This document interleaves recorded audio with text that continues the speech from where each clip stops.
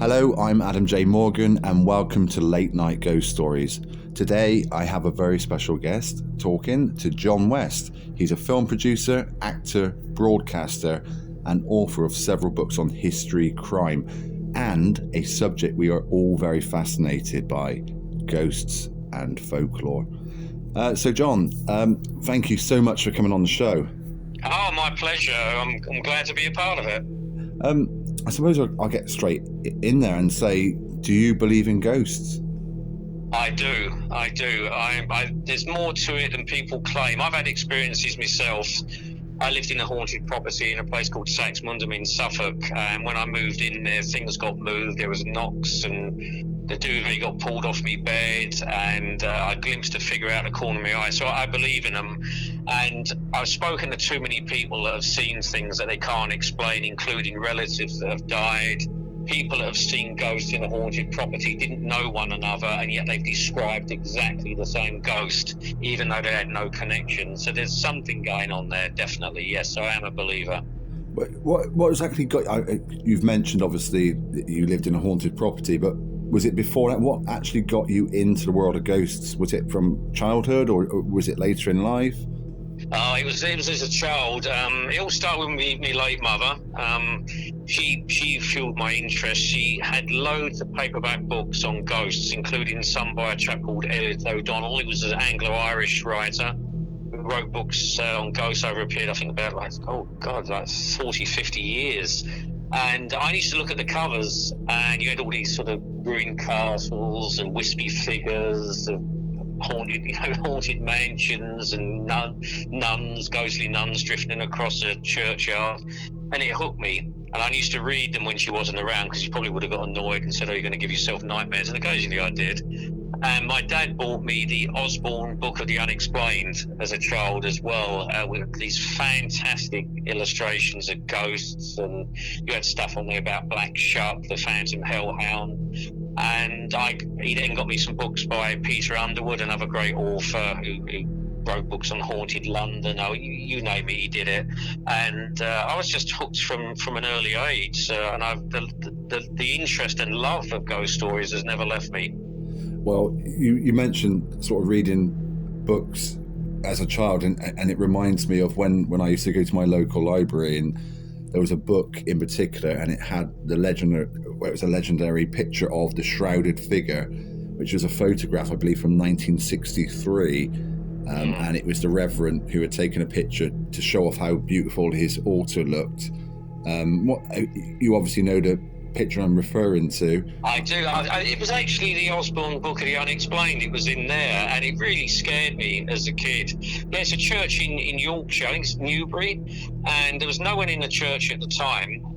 No connections of any ghost stories or anything like that. And he just took the picture, and when the print was developed, there was this figure wearing a black robe with some sort of cloth covering its face, standing on the steps, and it was see-through.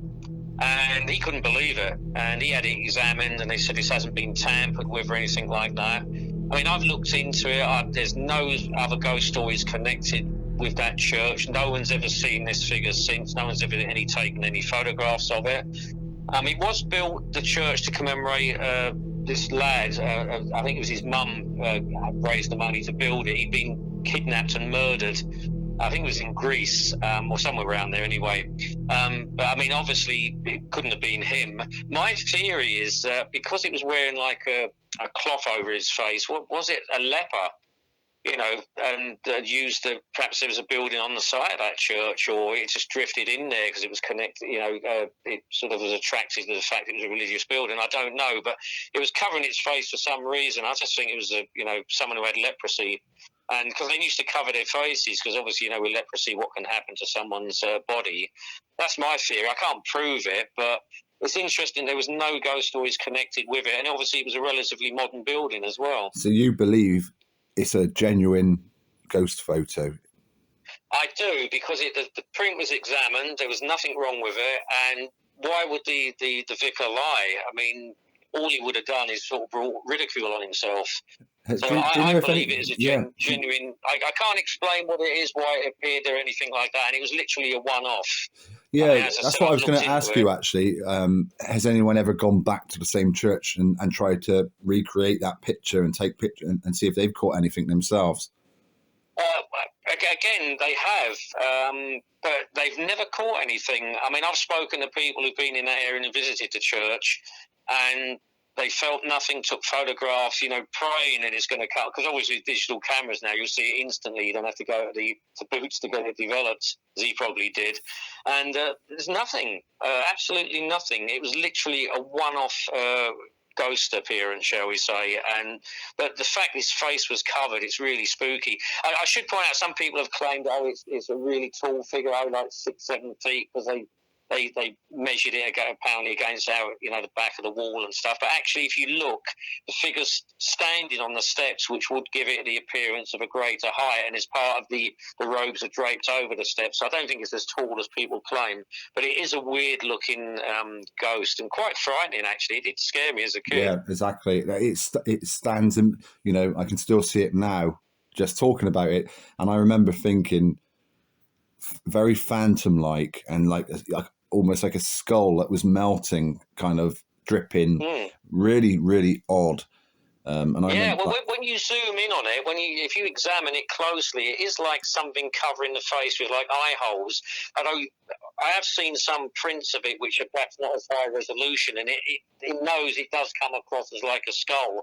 But if you get a good high resolution image of it, it does look like cloth covering this figure's face. But the thing is, the figure's looking right at the camera as well, so it's like posing, which I know people skeptics are going to say, well, that proves it was faked. But I don't know, perhaps the ghost just wanted his photo taken, who knows?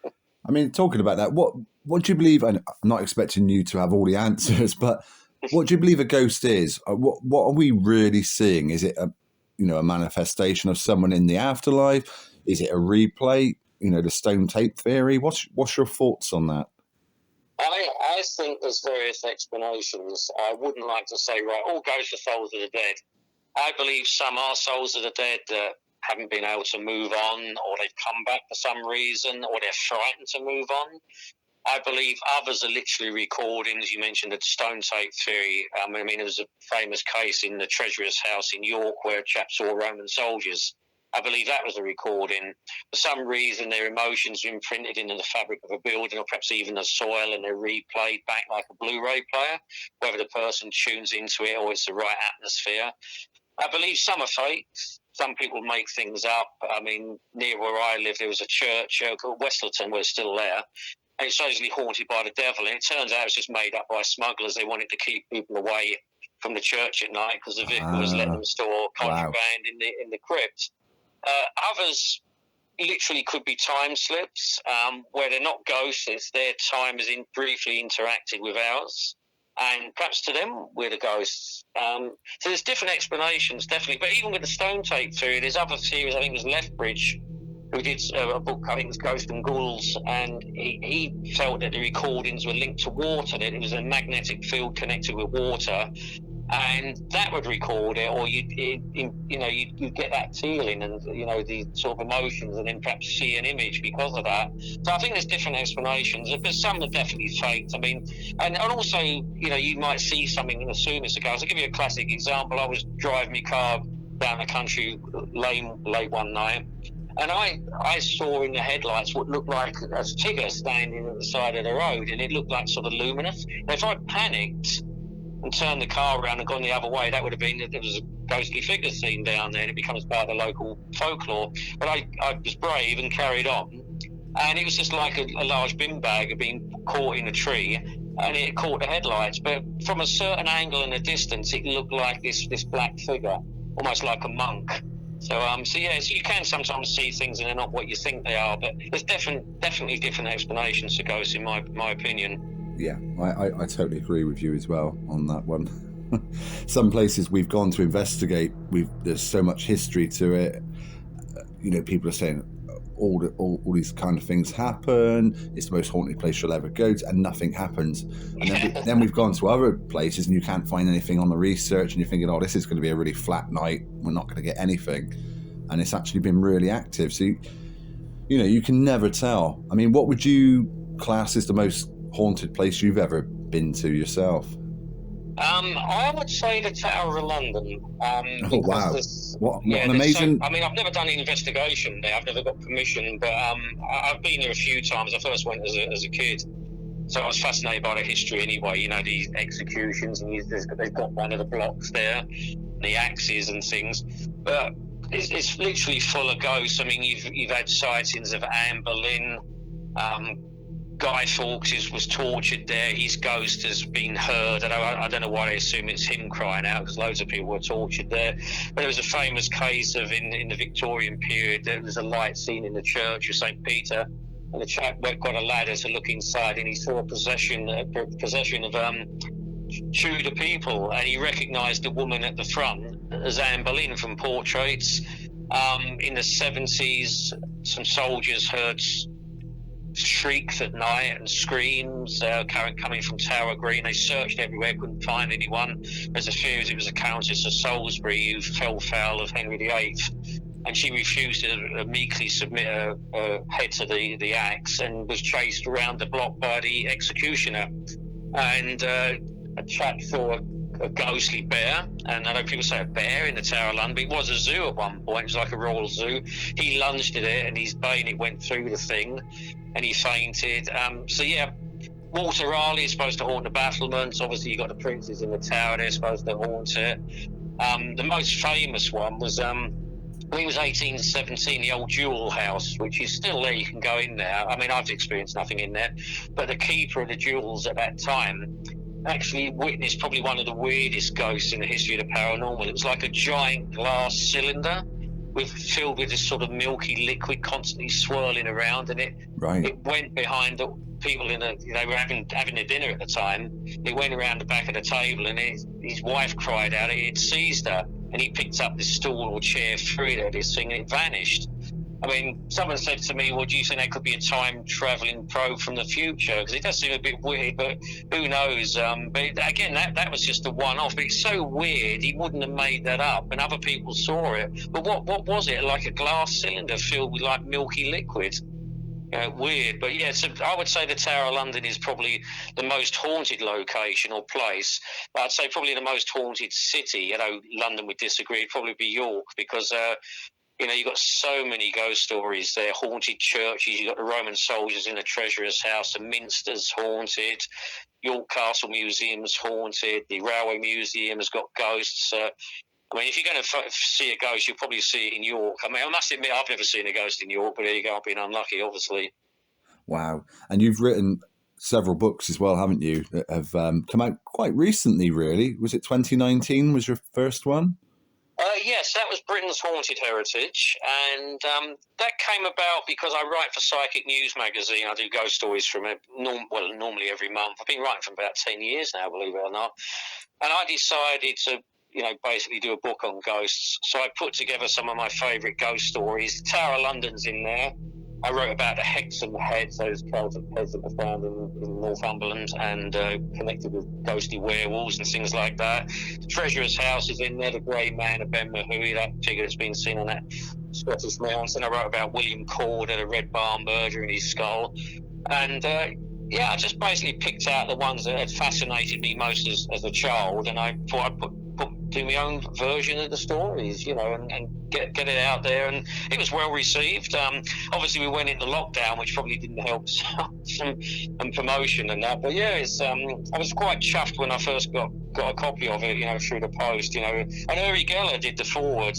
The introduction for it, the famous psychic, and my friend and colleague Jason Figgis did a forward as well, and he does all the covers for my books as well. Oh, amazing. And how long does it sort of take to research all that and put that together from from original concept, the ideas, and to actually coming out in a shop? We're talking months or years? Probably a year. Some of them were sort of revised versions of articles that I'd originally done for Psychic News.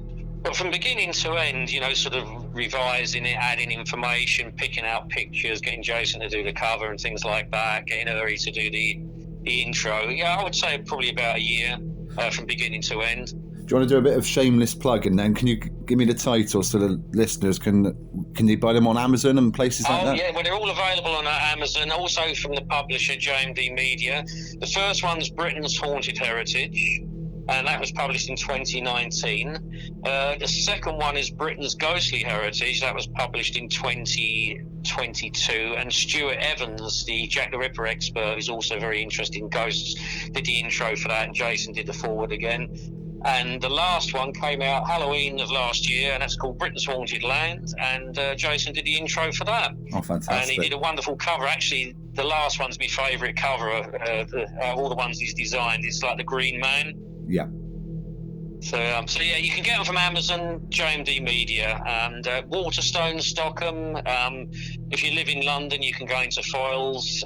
They stock it. So yeah, so it's out and about. Or if you just want to order it from the library, I'm sure they'll get you a copy. I will be definitely. I'm not just saying this. I will be buying them because I love my paranormal books. You mentioned Peter Underwood earlier, and I've got a lot of his books as well. He was a wonderful author. I've got every single ghost book he ever published, and some of them are signed as well. I never met him, but I managed to get some signed copies, and he was definitely one of the ones, as I said earlier, who fueled my interest in ghosts. The first book I ever got of his was Haunted London. My dad bought it in St Albans Market from a second-hand bookstall, and I've still got that original copy. So thanks to my dad as well for helping buy these books. So my dad also helped fuel my interest. But Peter Underwood was a wonderful author. Stuart P. Evans knew him, the chap who did the intro on my second ghost book. He said he was a lovely man, and did so many interesting books on every aspect of the paranormal, especially Borley as well. I think he did a couple of books on Borley, or was it 3? And if you're interested in Borley, you need to at least buy Peter Underwood's book on it. I think it's been reprinted as well. A lot of his books have been reprinted by his son. So, which is great, because at one point they'd all sort of gone out of print and were fetching stupid prices. A lot of mine are from like charity shops and eBay and things, and they're the old hardback ones before the internet come out and before night vision reality TV. Not that I'm knocking that, I love all that stuff anyway, but when you couldn't research something, so you would read a story and see a picture that would make the hairs on your arms stand up, going back to the shrouded figure, and there was no way you could go on Wikipedia to find out some more information. You were just like, wow, that's fascinating. And I remember showing my friends who lived in the same street as me, and wow, and we all, shall we steal the book? Which obviously we didn't. I'll put that out there, we didn't. But I would go back to the library and take that book out, or sometimes I remember being in like the library's research room and going through all the paranormal books. It just, like you, just fascinated me. I think it's the unknown, and you mentioned Jack the Ripper as well, and I think that we all love a mystery. I mean, I've written about Jack the Ripper's ghosts in the second book, and the first one as well. I write about Robert Lees, the medium who supposedly tracked down Jack the Ripper, though I'm a bit sceptical about that. But all the murder sites are supposedly haunted. But yeah, I mean, we all love a mystery, don't we? And I think that's why, that's exactly me.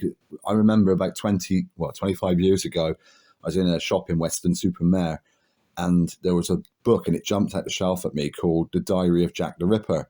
All about James Maybrick and all that. And I didn't really know too much about Jack the Ripper at the time, but I bought it and I read it cover to cover that same night. I thought, this is amazing. They finally solved it.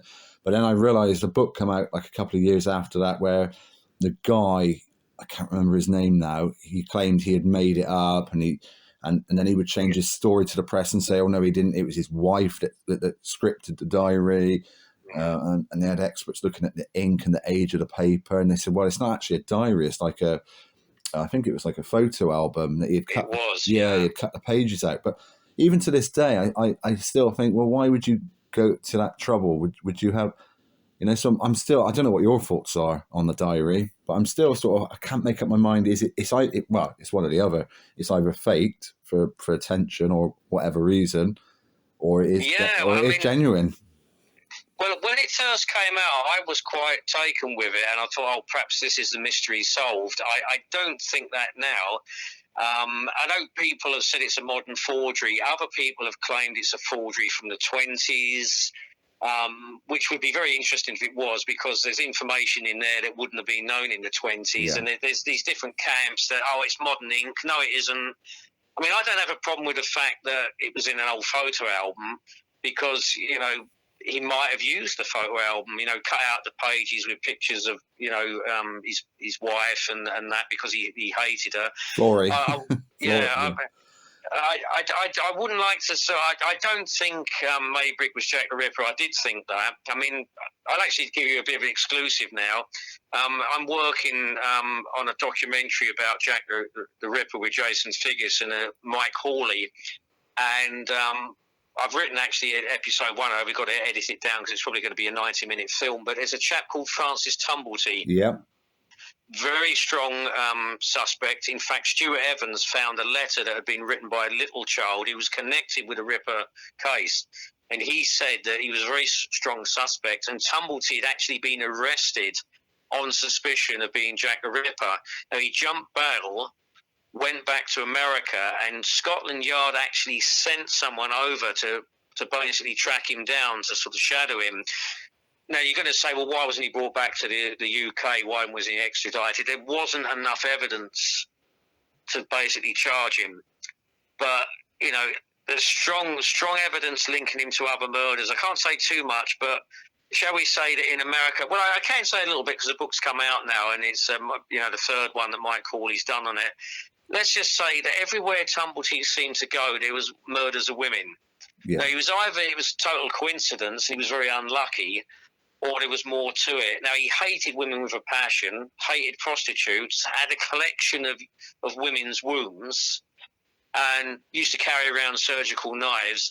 And his appearance matches, for instance, there was a chap called Hutchinson. He was one of the best witnesses, actually. He stood outside Mary Jane Kelly's Court. Yeah, that's right. Mary Kelly. He was there. He claimed he was there for about an hour and a half or so, wasn't he? And they said, well, why were you so interested? And he said, because, this guy looked out of place that was talking to Mary before he went down into Miller's Court. Was it like a quart of beer or something? It was like a little courtyard, and she had one small room. And the description that he gives, and you can Google it and look it up, it's very matches Tumblety's description. Now, the reason why he was hanging around is because he probably fancied Mary Kelly, was hoping to get shall we say, perhaps a night with her for nothing. Yeah. The other theory, and there's a book that was actually done, I can't remember the name of it, I think it was called From Hell, From Hell, that Hutchinson was the Ripper, and he realised, because someone else had seen him waiting outside Miller's Court, it was a woman had seen him. So the other theory is he thought, God, I've been seen, I'm Jack the Ripper, so I've got to make up this description of someone else to get out of it.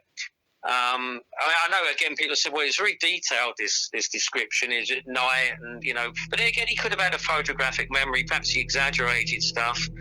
But the person that he's claimed to have seen doesn't sound like Tumblety, but we'll never know for certain. I can't say Francis Tumblety is Jack the Ripper, but there's a lot of evidence linking him with a case, and the fact that Scotland Yard arrested him on suspicion of being a murderer. I've seen him come up in discussion quite a few times in various books throughout the years and documentaries, so he's been on my radar anyway, as Aaron Kosminski seems to come up all the time as well. Oh, yes, the Polish chap, the barber who he didn't cut anyone's throats when he was working, but in his spare time, well... Yeah, it's a fascinating case, and again, my mum got me into that. Weirdly enough, you think your mum, but she had a book on Jack the Ripper by a chap called Donald Rumbelow, which is generally regarded as one of the best books on Jack, and is a great introduction to it. I think it's still in print, and it's gone through various editions. But I got hooked on that because, again, I love a mystery, but we'll never know for sure. I mean, there's a lot of weird theories out there. It was the Duke of Clarence, it was the Masons, it was Lewis Carroll. Joe Barnett. It was Edward VII. Yeah. Joe Barnett, Mary's ex-boyfriend, was a suspect as well, I believe. Yeah. So going back to the ghosts, what are people seeing? Is it the victims' ghosts that people are seeing?